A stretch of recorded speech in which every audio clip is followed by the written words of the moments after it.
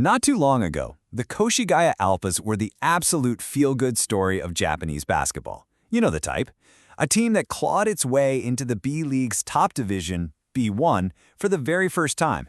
And the man at the center of that incredible run was their head coach, Ryuzo Anzai. To the fans, the Alpha Mates, Coach Anzai was more than just a coach. He was the guy who made their dream a reality. He promised he'd build a team ready to take on the league's giants, and every single fan believed him. He was their hero. But then, that whole heroic story just shattered. The hero of the franchise was officially disciplined by the league for what they called extremely severe power harassment. It was a real gut punch of a scandal, one that didn't just ruin a reputation, but honestly, it threatened to rip the entire team apart from the inside out. So how on earth did it get to this point?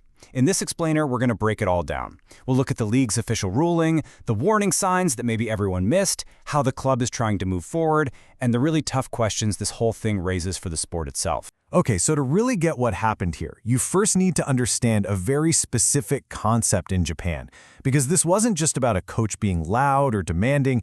This was about something the league saw as way over the line. That concept is pawaha, or power harassment. And it's not just a buzzword. It's a recognized form of workplace abuse where someone in a position of authority, like a coach, uses that power to bully and cause real mental and physical harm. This is the exact lens the B-League used to investigate Coach Anzai's behavior. An anonymous tip to the league's whistleblower hotline is what kicked this whole thing off. And after their investigation, the B-League released its official findings. And let me tell you, they were absolutely damning. Yeah, the league's report was incredibly specific. We're not talking about vague accusations here. This was concrete stuff. Things like repeatedly screaming, "Die" at players, publicly humiliating them over their salaries in the locker room, backing a player into a corner and yelling, "Say something, you're human, aren't you?" And the report made it crystal clear. This wasn't a one-time thing. It was a pattern, and it caused multiple players to suffer actual mental and physical distress. So the league brought down the hammer. Coach Anzai got a 3-month suspension from all basketball activities. But here's the kicker. They didn't stop there. The Koshigaya Alphas club itself got hit with a reprimand and a hefty 2 million yen fine. That's a huge signal from the league, basically saying this wasn't just one guy. This was an organizational failure. Hindsight is 20/20, right? Looking back now, the league's ruling in July wasn't really the beginning of the story. The entire season leading up to it was just littered with red flags. At the time, they just seemed like bad luck or strange one-off events. But now, well, now they look like symptoms of a much bigger disease. I mean, look at how this all unfolded. It was like a slow-motion car crash. First, key injuries. Then, out of nowhere, the team captain's contract is just terminated mid-season. Think about how weird that is. And right after that, boom, an anonymous report hits the league's hotline. Then, just a month later, 2 of the team's most promising young players leave for so-called conditioning issues. We now know they were some of the very players targeted by the harassment. So while all this chaos was brewing behind the scenes, the fans were in the stands, just trying to figure out what was going on with their team.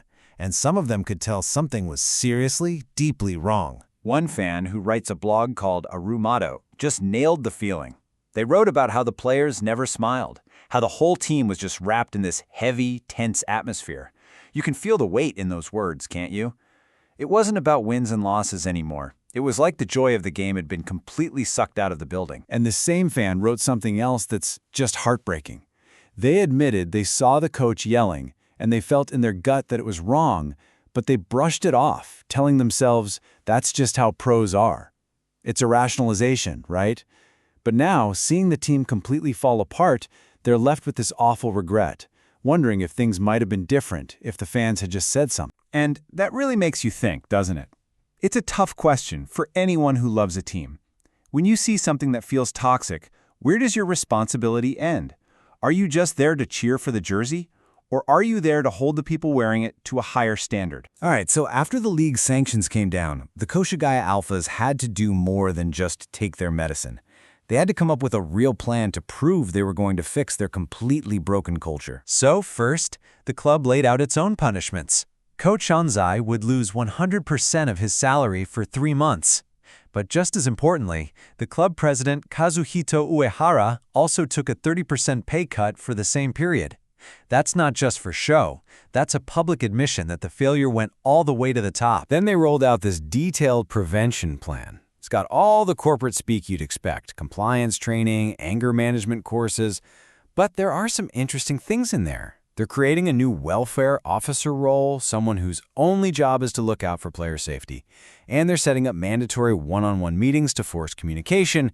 To top it off, they're bringing in a third-party lawyer to make sure they actually do all this stuff. You know, this whole Koshigaya scandal has really forced the entire Japanese basketball world, and really sports everywhere, to look in the mirror and ask a very uncomfortable question. A basketball writer named Takashi Aoki put it perfectly.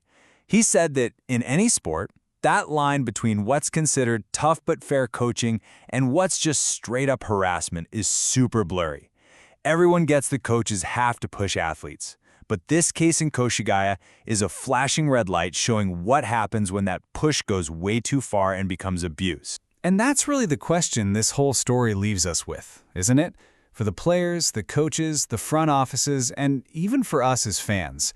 In the constant, relentless chase for a championship, how much is one win really worth? And where, exactly, do we finally draw the line between passion and poison?